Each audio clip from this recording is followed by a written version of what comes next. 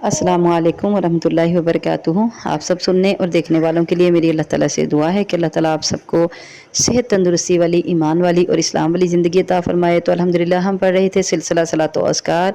उसमें आज इंशाअल्लाह अज़ीज़ एक बहुत प्यारा ज़िक्र, एक बहुत प्यारी दुआ हम पढ़ेंगे, जिसको सुबह फजर के बाद 3 मरतबा पढ़ना है। और ये अल्फाज सवाब के लिहाज से वज़न में किस कदर वज़नी है और सवाब के लिहाज से किस कदर भारी हैं, ये दुआ इसकी फ़जीलत में हदीस आने वाली से हमें पता चलेगा।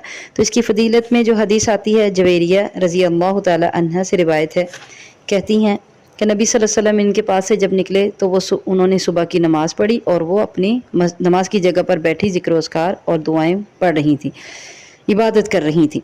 तो नबी करीम सल्लल्लाहु अलैहि वसल्लम जब दोपहर को वापस आए तो अभी भी वो अपनी जगह पर बैठी हुई थी। तो अल्लाह के नबी सल्लल्लाहु अलैहि वसल्लम ने इरशाद फरमाया कि जब मैं आपको छोड़ के गया था तब से आप इधर ही बैठी हुई हैं? उन्होंने कहा हाँ।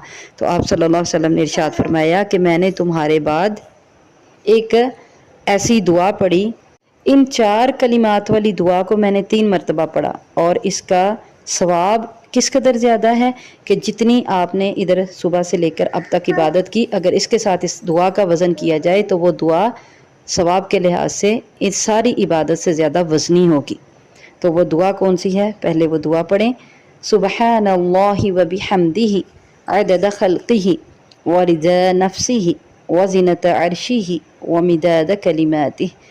पाक है ए अल्लाह, व बिहम्दिही अपनी तारीफ़ के साथ, अदद खल्क़िही पर मखलूक की गिनती के बराबर, व रिज़ा नफ्सिही और उसके नफ्स की रिज़ा के बराबर, व ज़ीनत अर्शिही और उसके अर्श के वज़न के बराबर, व मिदाद कलिमाती और उसके कलिमात की स्याही के बराबर।